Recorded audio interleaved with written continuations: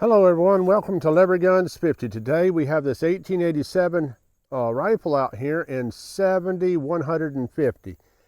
Now the history on this goes that back in about 1888, Winchester came out with a cartridge board with these big old bad cartridges on it, and these 70-150 cartridges on it. And so it's thought that the factory made one rifle in 70-150, and they said that they only rifled the last 6 inches of the barrel. However, in later years, some other guns have turned up in this caliber. One of them, the way I understand it, was a fully rifled barrel. So regardless of how it started out, we have one, and this is a fully rifled barrel. It's in 70 caliber, not 12 gauge. 12 gauge is 72 caliber. So this is a 12 gauge solid brass shotgun shell, neck down to 70 caliber. And it holds 230 grains of powder behind a 700 grain bullet, and about 220 grains of black powder behind a 900 grain bullet. So we're going to be shooting it with 777 equivalent to those loads, and we're also going to be using black powder, and we're also going to use one smokeless load, and that's going to be into a jug, about a 2.5 gallon jug of rotten eggs. And that's going to be for the final shot, and we're going to check it out and see what it does to those rotten eggs. That one's going to be going about 1,400 feet a second, the same as the 777 loads. And so what we're going to do is get this thing loaded up and do some shooting. With the hottest load of 777, it produces 103 foot-pounds of recoil. So it is a pretty hard kicking gun, but it's pretty light too. I think it's 9 pounds 6 ounces. So anyhow, we're going to get this bad boy loaded up and do some shooting, and we're going to shoot into some ballistic cloth first, and then we're going to shoot in through a log, and then we're going to shoot into those rotten eggs. So we're going to see what kind of muzzle blast this thing makes. We're going to get some long angle shots, let you guys see this fire breathing dragon. So and it was originally an 1887 shotgun, and we're going to leave all the information down below. And if you really want to check it out, if you check it out the Patreon page, we're going to have loading data plus all the companies that provided all the stuff for this, or you can email me.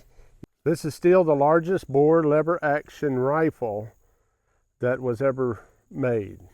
So even if only one of them was made, it's still the largest bore lever action rifle that I know of. And this reproduction is really well made.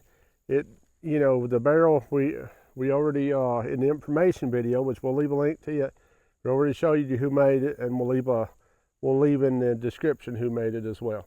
So what we want to do today is shoot it in some ballistic cloth and have a little bit of fun with it and see how much power this thing can actually produce. So we got some ballistic cloth down here. We're going to load it up and shoot it. Okay.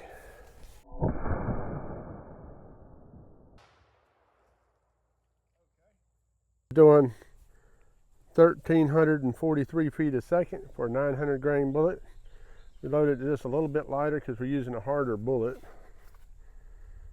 And so let's look at what it did. You can see that big old hole. You can just stick your finger right inside there. And look at that. I mean, look at that. You can just stick your finger right in that hole. Still going. Still going. Hopefully you can see it right there. Still going. Let's turn the camera just a little bit. Still going. Still going.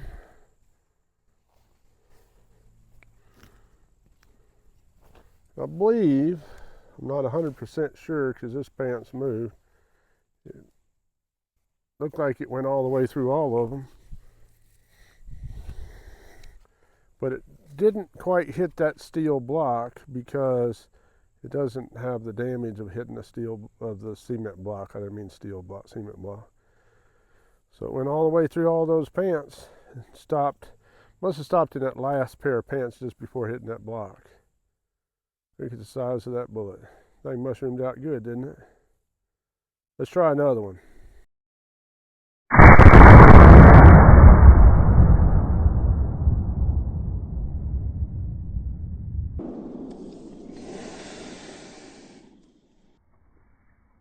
Take it like a man. Looks like 1,411 feet a second.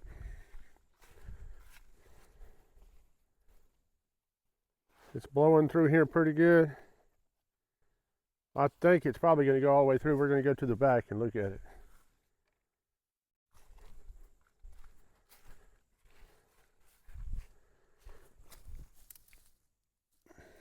Didn't go through our block.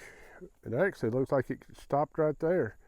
I've dumped water on it, so it may have expanded better than it did last time. Look at that big old bulge right there.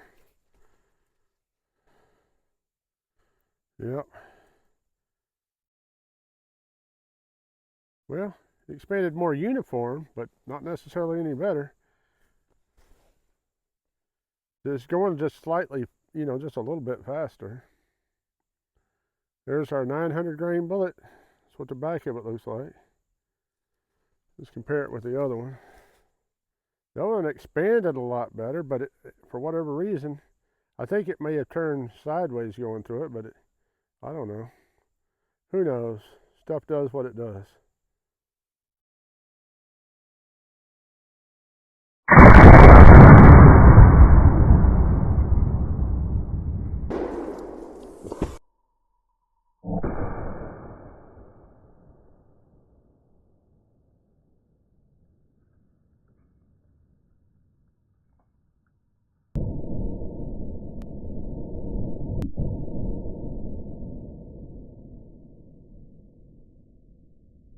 Here's the hole going in.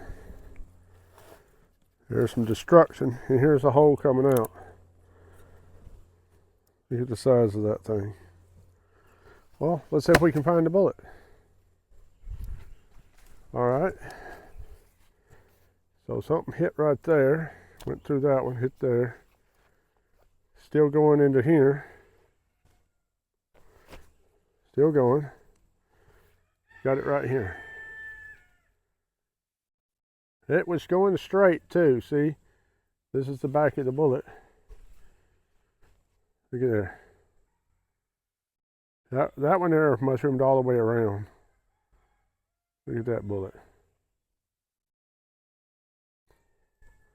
It was going straight. Look at the size of those bullets. Look how they mushroomed out so pretty. You can see the rifling on them. Isn't that a pretty sight? Okay, we have that big old bad boy. We're going to load it into this gun right here. And we're going to shoot that jug of rotten eggs.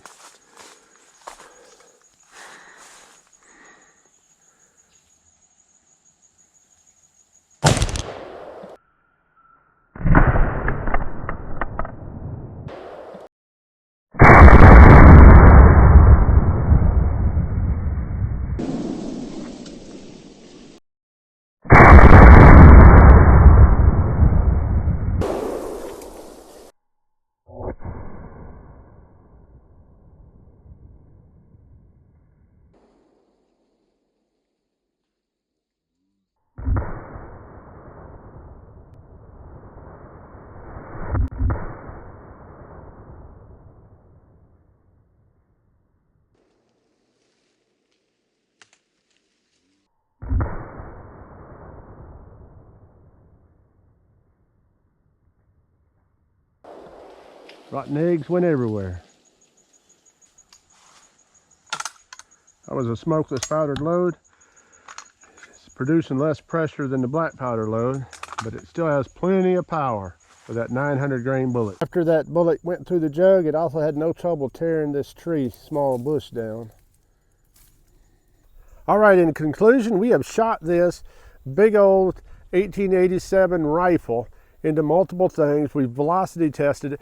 With black powder, it gets about 1,224 feet a second with a 900 grain bullet, and about the same velocity with a 700 grain bullet. With 777, it's getting about 1,400 to 1,445 feet a second with equivalent to 200 grains of powder.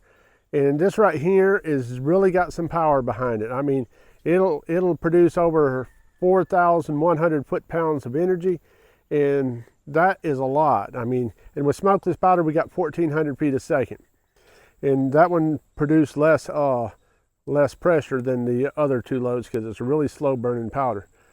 But obviously, it still kicks pretty good. It's a pretty light rifle. I'm probably going to get one made, but I'm going to get a heavier barrel just to reduce the recoil. And I kind of wonder if you could get an octagon barrel. I think it'd be cool with an octagon barrel on it. Probably have to rework the stock a little bit, but don't you think that would be cool? Anyhow, thanks for watching. God bless each and every one of you. I hope you come back and see me. You hear?